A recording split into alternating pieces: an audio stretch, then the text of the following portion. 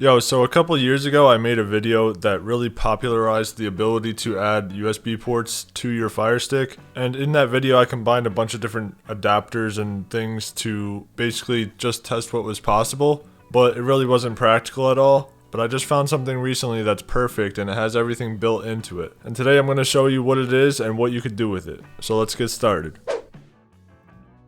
So this is the adapter here. I got it off of Amazon. I believe the black one is $15 and there's a white option for $13. And if you see on this side, you got 3 USB ports. On the end, you have an Ethernet port. And this little cable here that's attached is micro USB, which is exactly what plugs into your Fire Stick. Then on the back side, you see this little DC 5 volt. That's where you're going to plug in this included power cable.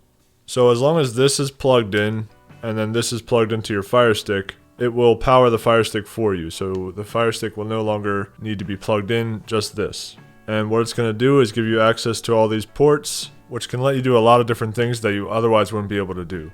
So before I get into the USB ports, let's talk about the Ethernet connection. For this, you can easily plug in an Ethernet cable and then plug the other side into your Wi-Fi router, and that will give your Fire Stick a direct connection to the internet, which means you're going to have a much more stable connection and you can even get a lot better speeds. Now as for these USB ports, there's a lot of different things you could do with it, but the thing that sticks out to me the most is adding USB storage, plugging in an SD card reader for using SD cards, using a wireless keyboard, and also using a wireless mouse. So for the USB storage and the SD card readers, you could save movies, pictures, and even home videos onto these and plug it into one of these ports. And by using the ES File Explorer app on your Fire Stick, which is just right on the App Store for free, you'll be able to see your hard drive, click it, and look at everything that's saved on there. And that'll be the same process whether you're using the SD card or the USB drive. So as for the wireless keyboard, all you would need to do is plug in the little USB adapter that you have right into this hub, and right away the keyboard will work. So anywhere that you normally type, you'll be able to use the keyboard instead. You're also able to use the arrow keys on your keyboard to navigate the Fire Stick. You can use the enter key as the select button, and you can use the escape key as the back button.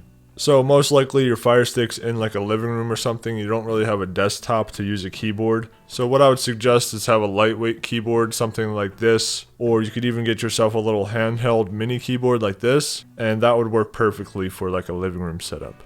Now as for the wireless mouse, it's the same concept, just plug in the USB adapter, and you'll notice on the home page of the Fire Stick, the mouse doesn't do anything. It'll only work with certain apps, such as like the Silk internet browser or Firefox. But as long as you're in one of those apps, you could just start moving the mouse around and you'll notice the cursor follows wherever you're going. Something worth noting is if you want to take full advantage of all 3 USB ports, you're probably going to want to plug this thing into a 2 amp USB charger. If you don't know what I mean by that, these little USB blocks like this, there's usually some text written on them, and it'll most likely say 5V and then something like 1A or 2A, and what you're going to want is one that says 2A. You can still use the normal Fire Stick USB plug, but keep in mind it is only the 1 amp charger, so that would be best for if you're just using one of the USB ports, or maybe 2. So this little guy is definitely a great companion for any Fire Stick that you own. I definitely recommend getting one if you think you could use any of the capabilities I taught you about today. And if you're interested in this, I'll leave a link in the description. I hope you enjoyed this video. Check out this video here if you want to keep watching, and I will see you next time.